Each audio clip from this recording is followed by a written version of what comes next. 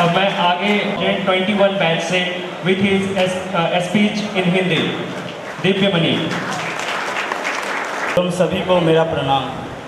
मैं दिव्यमणि कुमार आप सभी के समक्ष आज उपस्थित हूँ। यह मेरे लिए बड़े ही सौभाग्य की बात है कि भारतीय संविधान के निर्माता बाबा साहब भीमराव डॉक्टर बी.आर. अम्बेडकर के जन्म जयंती के शुभ अवसर पर आप सभी के समक्ष अपने विचार प्रस्तुत करने का अवसर मिला है। जीवन भर जाति के नाम पर सहा अपमान, फिर भी रच डाला देश। जैसा कि आप सभी जानते हैं कि आज हम अम्बेडकर जयंती की पूर्व संध्या पर बाबा साहब भीमराव अम्बेडकर जी को पुष्प अर्पित एवं 132वीं जन्म जयंती मनाने हेतु एकत्रित हुए हैं। मैं आपको बता दूं, आज का दिन विश्व ज्ञान दिवस के नाम से भी जाना जाता है। उनका पूरा नाम भीमराव रामजी अम्बेडकर था और उनका जन्म 14 अप्रैल 1891 में मध्य प्रदेश राज्य के महू नामक छोटे से गांव में हुआ था। उनके पिता रामजी मालोजी शकुपाल थे और माँ भीमाबाई थी। जब वे 5 साल के थे तो उन्होंने अपनी माँ को खो दिया था। उनकी प्रारंभिक शिक्षा सतारा नगर में रजवाड़ा चौक स्थित शासकीय हाई स्कूल से शुरू हुई। उन्हें कक्षा में बैठने की अनुमति नहीं थी, फिर भी शिक्षा पाने की लालसा इतनी थी और डॉक्टरेट की डिग्रियां हासिल की। बाबा साहब ने अपने जीवन काल में कुल 32 डिग्रियां प्राप्त की। वे केवल दलितों, शोषितों और वंचितों के ही नेता नहीं थे, वे अर्थशास्त्री, भारतीय बहुज्ञ, विधिवेत्ता, राजनीतिज्ञ और समाज सुधारक भी थे। वे भारतीय संविधान के रचयिता, आधुनिक भारत के निर्माता, नारियों के मुक्तिदाता और भारत के भाग्य विधाता एवं सामाजिक क्रांति के अग्रदूत थे।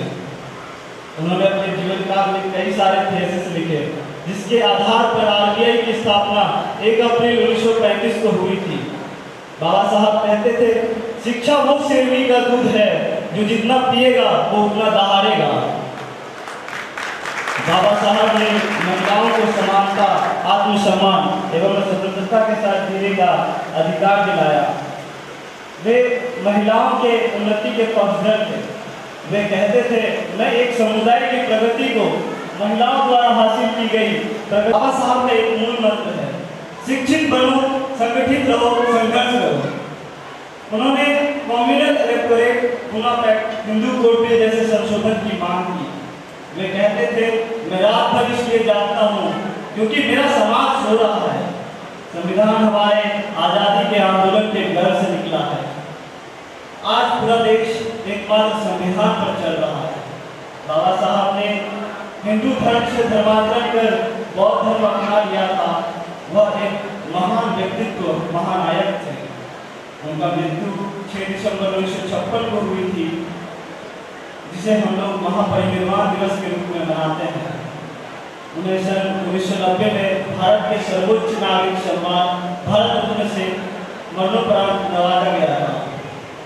उनकी उपलब्धियां और योगदान की प्रशंसा करने लग जाएं तो हमारे पास शब्द कम पड़ जाएंगे। उन्हें दिल से सम्मान और आदर देने का एकमात्र तरीका यह है कि हम उनके बताएं मार्गों और सिद्धांतों पर अग्रसर होने की आवश्यकता है। तो आइए हम सब मिलकर प्रतिज्ञा करें कि हम सदैव उनके विचारों, सिद्धांतों का पालन करेंगे और हम देश को सभी मिलकर एक बेहतर स्थान बनाएंगे। अतः मैं यही कहना चाहता हूँ, कुरान कहता है मुसलमान बनो, कुरान कहता है मुसलमान बनो, बाइबल कहता है ईसाई बनो, भागवत गीता कहती है हिंदू बनो, लेकिन मेरे बाबा साहब का संविधान कहता है मनुष्य बनो।